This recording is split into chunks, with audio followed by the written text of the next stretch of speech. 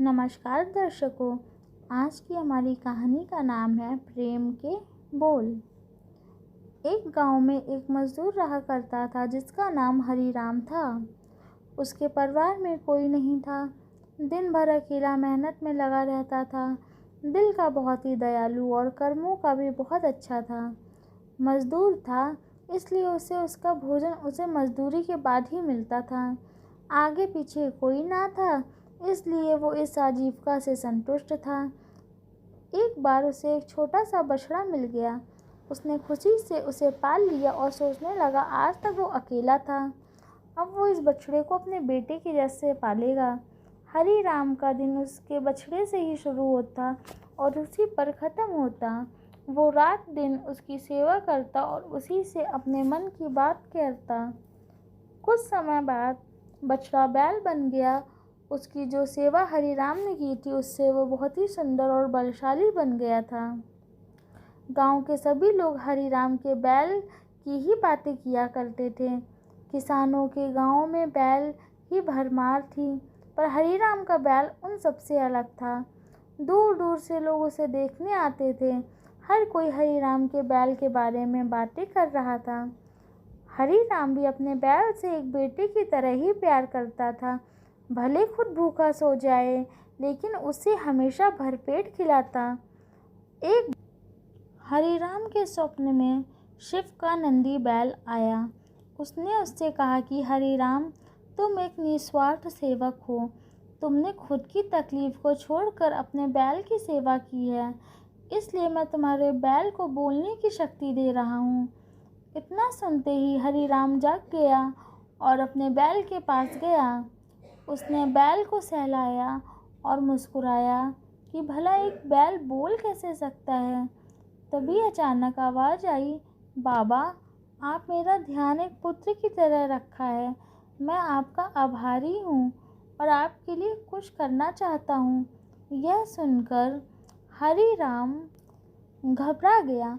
उसने खुद को संभाला और तुरंत ही बैल को गले लगाया। उसी समय से वह अपने बैल को नंदी कहकर पुकारने लगा। दिन भर काम करके आता और नंदी से बातें करता। गरीबी की मार बहुत थी। नंदी को तो हरीराम भरपेट देता था, लेकिन खुद भूखा सो जाता था। यह बात नंदी को अच्छी नहीं लगी। उसने हरीराम से कहा कि वो नगर के सेठ के पास जाए और शर्त रखे कि उसका बैल नंदी 100 गाड़ी खींच सकता है और शर्त के रूप में सेठ से 1000 मोहरें ले लेना। हरीराम ने कहा, नंदी, तू पागल हो गया है? भला कोई बैल इतना भारी वाहन कर भी सकता है?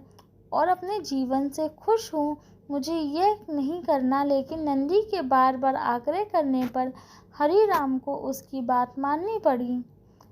एक दिन डरते डरते हरीराम सेठ दीनदयाल के पास के घर पे पहुंचा। दीनदयाल ने उसे आने का कारण पूछा। तब हरीराम ने शर्त के बारे में कहा। सेठ जोर जोर से हंसने लगा। बोला, हरीराम, बैल के साथ रह के क्या तुम्हारी मती भी बैल जैसी हो गई है? अगर शर्त हार गए तो 1000 मोहर के लिए तुम्हें अपनी झोपड़ी तक बेचनी पड़ेगी। यह सुन के हरीराम और अधिक डर गया, लेकिन मुंह से निकली बात पर मुकर भी नहीं सकता था। शर्त का दिन तय किया गया और सेठ दीनदयाल ने पूरे गांव में ढोल पिटवाकर इस प्रतियोगिता के बारे में गांव वालों को खबर दी और सभी को ये अद्भुत नज़ारा देखने को बुलाया। सभी खबर सुनने के बाद हरीराम का मजाक उड़ाने लगे और कहने लगे कि यह शर्त तो हरीराम ही हारेगा। यह सब सुनकर हरीराम को और अधिक डर लगने लगा और उसे नंदी से घृणा होने लगी। वो उसे कोसने लगा, बार बार उसे दोष देता और कहता कि कहाँ मैंने इस बैल को पाल लिया, मेरी अच्छी भली कट रही थी, इसके कारण सर की छत से भी जाऊंगा और लोगों की थू-थू होगी वो अलग। अब हरीराम को नंदी बिल्कुल भी रास नहीं आ रहा था। वह दिन आ गया जिस दिन प्रतियोगिता होनी थी। 100 माल से भरी गाड़ियों के आगे नंदी को जोता गया और गाड़ी पर खुद हरीराम बैठा। सभी गांव वाले यह नज़ारा देख हंस रहे थे और हरिराम को बुरा भला कह रहे थे। हरिराम ने नंदी से कहा, देख, तेरे कारण मुझे कितना सुनना पड़ रहा है। मैंने तुझे बेटे जैसा पाला था और तूने मुझे सड़क पर लाने का काम किया। हरिराम के ऐसे घृणित शब्दों के कारण नंदी को गुस्सा आ गया और उसने ठान ली कि वो एक कदम भी आगे नहीं बढ़ाएगा। और इस तरह हरिराम शर्त हार गया और सभी ने उसका मजाक उड़ाया और उसे अपनी झोपड़ी सेठ को देनी पड़ी। अब हरिराम नंदी के साथ मंदिर के बाहर पड़ा हुआ था और नंदी के सामने रो रो कर उसे कोस रहा था। उसकी बातें सुन नंदी को सहा नहीं गया और उसने कहा, बाबा हरिराम, यह सब तुम्हारे कारण हुआ। यह सुन हरिराम चौंक गया।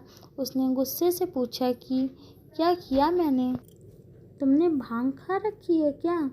तब नंदी ने कहा कि तुम्हारे प्रेम के बोल के कारण ही भगवान ने मुझे बोलने की शक्ति दी और मैंने तुम्हारे लिए ये सब करने की सोची, लेकिन तुम उल्टा मुझे ही कोसने लगे और मुझे बुरा भला कहने लगे। तब मैंने ठानी मैं तुम्हारे लिए कुछ नहीं करूँगा, लेकिन अब मैं तुमसे फिर से कहता हूँ कि मैं 100 गाड़ियाँ खींच सकता हूँ। तुम जाके फिर से शर्त लगाओ और इस बार अपनी झोपड़ी और 1000 मोहरे की शर्त लगाना। हरिराम वही करता है और फिर से शर्त के अनुसार 100 गाड़ियाँ तैयार कर उस पर नंदी को जोता जाता है और फिर से उस पर हरिराम बैठता है और प्यार से सहलाकर उसे गाड़ियाँ खींचने कहता है और इस बार नंदी यह कर दिखाता है, जिसे देख सब स्तब्ध रह जाते हैं और हरिराम शर्त जीत जाता है। सेठ दीनदयाल उसे उसकी झोपड़ी और 1000 मोहरे देता है। कहानी से शिक्षा। प्रेम के बोल। कहानी से यह शिक्षा मिलती है कि जीवन में प्रेम से ही किसी को जीता जा सकता है। कहते हैं प्रेम के सामने ईश्वर भी झुक जाता है, इसलिए सभी को प्रेम के बोल ही बोलना चाहिए। धन्यवाद। अगर आपको हमारी कहानी पसंद आई हो तो वीडियो को लाइक करें, कमेंट करें, शेयर करें और चैनल को सब्सक्राइब करें।